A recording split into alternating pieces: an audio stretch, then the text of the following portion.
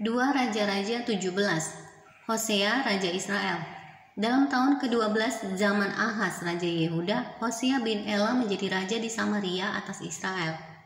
Ia memerintah 9 tahun lamanya. Ia melakukan apa yang jahat di mata Tuhan, tetapi bukan seperti raja-raja Israel yang mendahului dia.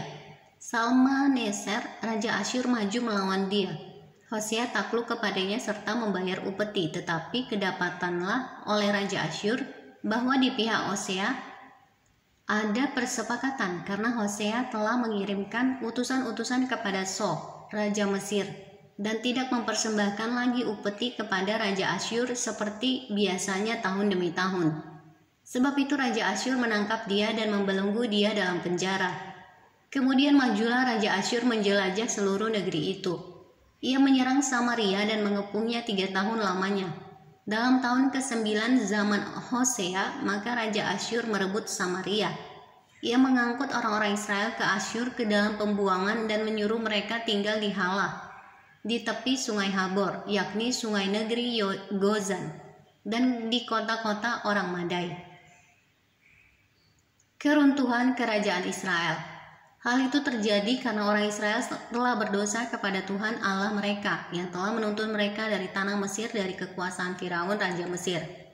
Dan karena mereka telah menyembah Allah lain dan telah hidup menurut adat istiadat bangsa-bangsa yang telah dihalau Tuhan dari depan orang Israel, dan menurut ketetapan yang telah dibuat raja-raja Israel. Dan orang Israel telah menjalankan hal-hal yang tidak patut terhadap Tuhan Allah mereka.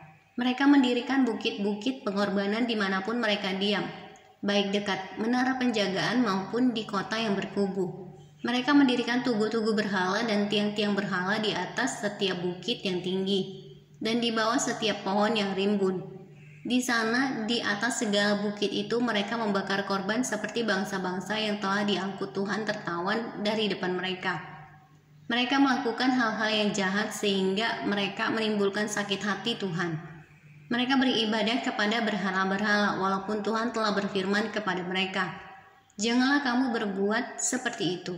Tuhan telah memperingatkan kepada orang Israel dan kepada orang Yehuda dengan perantaraan semua nabi dan semua tukang tilik.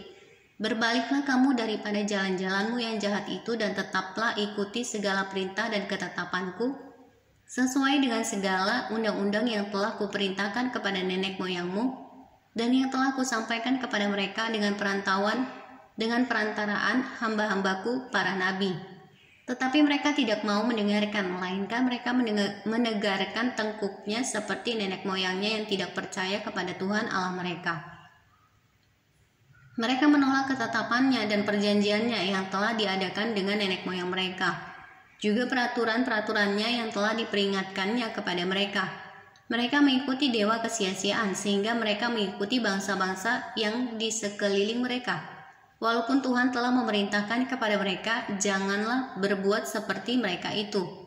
Mereka telah meninggalkan segala perintah Tuhan Allah mereka dan telah membuat 2 anak lembu tuangan. Juga mereka membuat patung Asyera, sujud menyembah kepada segenap tentara langit dan beribadah kepada Baal. Tambahan pula, mereka mempersembahkan anak-anaknya sebagai korban dalam api dan melakukan tenung dan telaah dan memperbudak diri dengan melakukan yang jahat di mata Tuhan, sehingga mereka menimbulkan sakit hatinya. Sebab itu Tuhan sangat murka kepada Israel dan menjauhkan mereka dari hadapannya. Tidak ada yang tinggal kecuali suku Yehuda saja. Juga Yehuda tidak berpegang pada perintah Tuhan Allah mereka, tetapi mereka hidup menurut ketetapan yang telah dibuat Israel. Jadi Tuhan menolak segenap keturunan Israel. Ia menindas mereka dan menyerahkan mereka ke dalam tangan perampok-perampok sampai habis mereka dibuangnya dari hadapannya. Ketika ia mengoyakkan Israel daripada keluarga Daud, maka mereka mengangkat Yerobeam bin Nebat menjadi raja. Tetapi Yerobeam membuat orang Israel menyimpang daripada mengikuti Tuhan dan mengakibatkan mereka melakukan dosa yang besar. Demikianlah orang Israel hidup menurut segala dosa yang telah dilakukan Yerobeam. Mereka tidak menjauhinya, sampai Tuhan menjauhkan orang Israel dari hadapannya, seperti yang telah difirmankannya dengan perantaraan semua hambanya, para nabi. Orang Israel diangkut dari tanahnya ke Asyur ke dalam pembuangan, demikianlah sampai hari ini. Orang-orang Samaria. Raja Asyur mengangkut orang dari Babel, dari Kuta, dari Awa, dari Hamat, dan Sefarwaim, lalu menyuruh mereka diam di kota-kota Samaria menggantikan orang Israel. Maka orang-orang itu pun menduduki Samaria dan diam di kota-kotanya. Pada mulanya waktu mereka diam di sana, tidaklah mereka takut kepada Tuhan. Sebab itu Tuhan melepaskan singa-singa ke antara mereka yang membunuh beberapa orang di antara mereka. Lalu berkatalah orang kepada Raja Asyur, bangsa-bangsa yang tuanku angkut tertawan dan yang tuanku suruh diam di kota-kota Samaria tidaklah mengenal hukum beribadah kepada Allah negeri itu. Sebab itu dilepaskannyalah singa-singa ke antara mereka yang sesungguhnya membunuh mereka.